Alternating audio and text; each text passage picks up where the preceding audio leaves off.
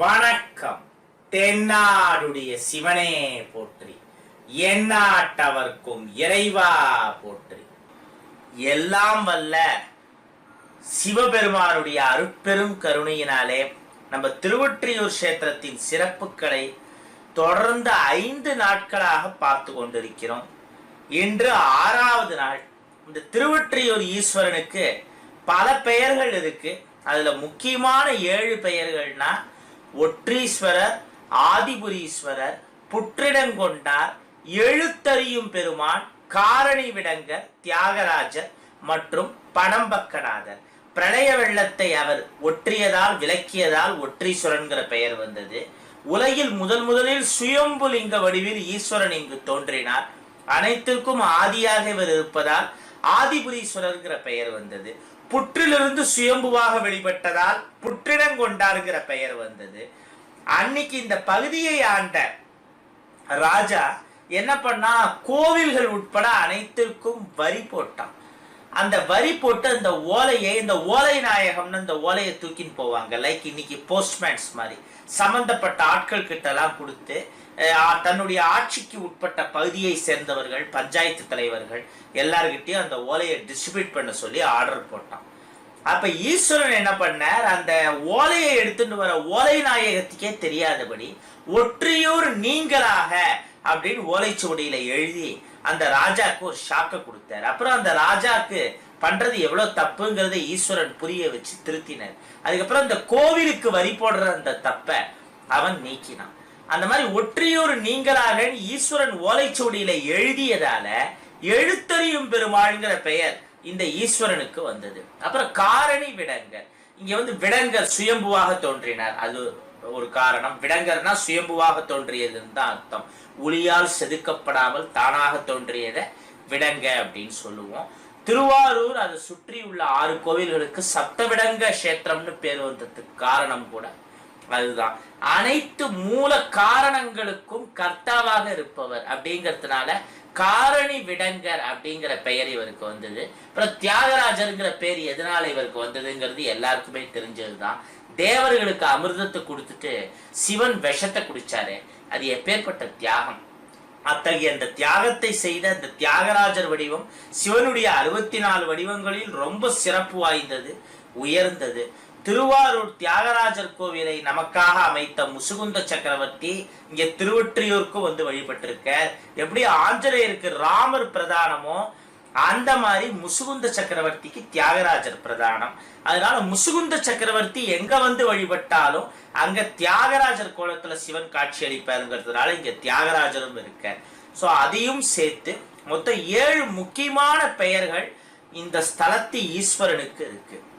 அந்த 7 முக்கியமான பெயர்கள் என்னெல்லாம்: ஒற்றீஸ்வரர், ஆதிபுரீஸ்வரர், புற்றிடங்கொண்டார், எழுத்தறியும் பெருமான், காரணி விடங்கர், தியாகராஜர் மற்றும் படம்பக்கநாதர். அது என்ன படம்பக்கம்? அதுக்கான காரணத்தை இப்ப நம்ம பார்க்க போறோம். அந்த படம்பக்கம்ங்கிற பெயருக்கான காரணத்தை பார்க்க போகிறோம். திருவொற்றியூர் ஈசனுக்கு உள்ள 7 பெயர்களில் இந்த படம்பக்கநாதருங்கிற பெயர் எதை குறிக்கிறது? வாசுகிங்கிற பாம்பை ஈஸ்வரன் தன்னோட சேர்த்துட்டார். இன்னைக்கும் அந்த பாம்பு படம் எடுத்து ஆடும் சுவட்டை திருவொற்றியூர் ஈசன் மீது நம்ம காணலாம். அதனால இவருக்கு படம்பக்கநாதருங்கிற பெயர் வந்தது. ஆனா படம்பக்கநாதருங்கிற பெயருக்கு இது மட்டும் காரணம் அல்ல. இந்த பெயருக்கு வேறு ஒரு காரணமும் இருக்கு. இந்த பெயருக்கு பின் ஒரு பெரிய வரலாறே இருக்கு. ஆம், தொன்மை கால தமிழர்கள் பலவித இசைக்கருவிகளை பயன்படுத்தினார்கள். அந்த பலவித இசைக்கருவிகளில் பறை என்னும் இசைக்கருவியும் ஒன்று. அந்த பறையில் பல வகைகள் உண்டு. அந்த பல வகை பறைகளில் ஒன்றுதான் படம்பக்கம்.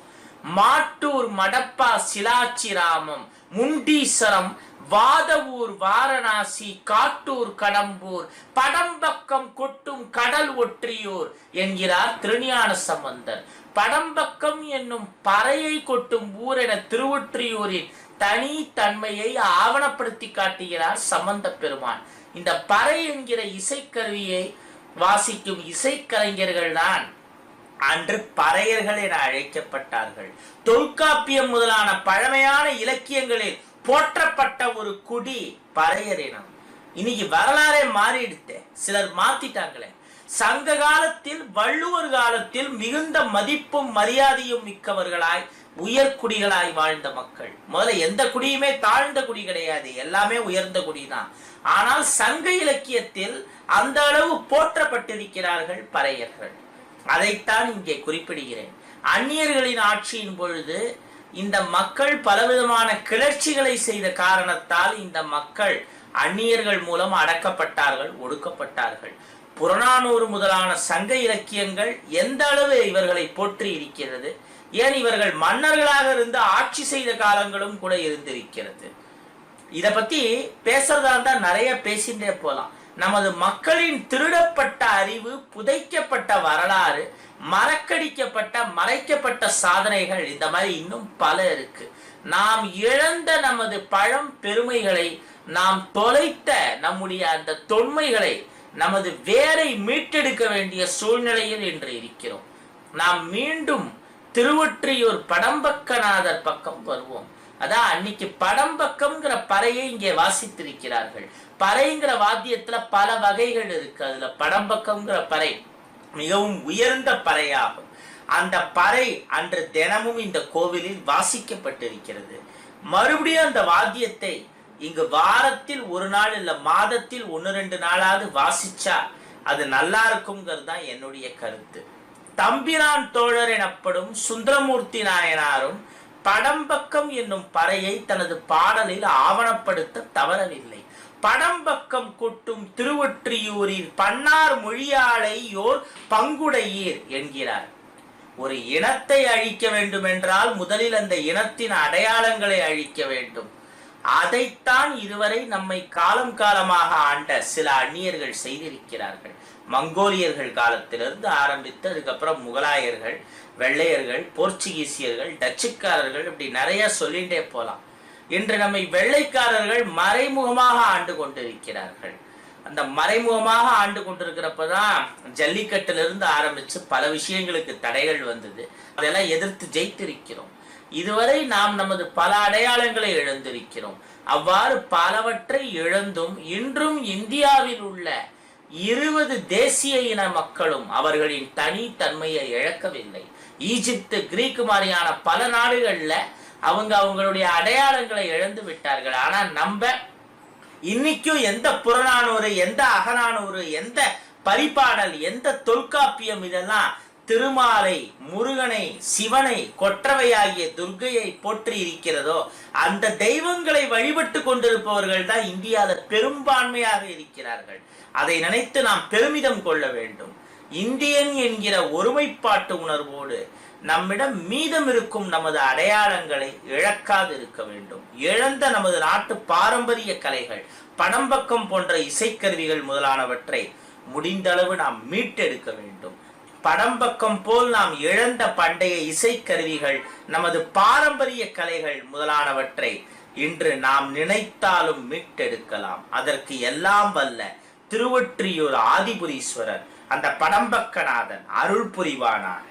அவன் அருளாலே அவன் தாழ் வணங்கி வாழிய செந்தமிழ், வாழ்க நற்றமிழர், வாழிய பாரத மணித்திரு நாடு. நன்றி, வணக்கம்.